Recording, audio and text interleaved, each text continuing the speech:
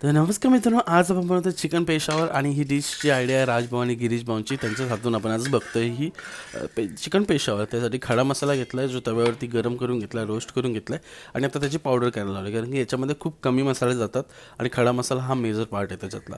एका कढईमध्ये ऑइल घेतलं आहे, खूप सारं ऑइल लागणार आहे, कारण की आपल्याला हे पूर्ण डीप करायचं चिकनला आणि तशानुसार बनवायचं आहे. तर चिकनला ॲड केलं आहे, जवळजवळ अर्धा किलो पाऊण किलो चिकन घेतलेली.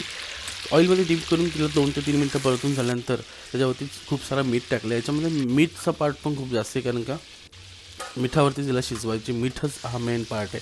त्याच्यानंतर ॲड करायचे त्याच्यामध्ये टोमॅटो ॲड करून झाल्यानंतर 2 ते 3 मिनटं परतून झाल्यानंतर ऑटोमॅटिक त्याची सालं निघतात. सालं काढून घ्यायची आहेत आणि जो ऑइल राहिला होता, एक्स्ट्रा ऑइल आहे, तो पूर्ण ऑब्झर्व करून सोडून घ्यायचा, काढून घ्यायचा आपल्याला त्याच्यात. तो काढून झाल्यानंतर टोमॅटोला स्मॅश करायचा आहे. याच्यामध्ये चिली ॲड करायचं स्पायसीपणा ठेवण्यासाठी.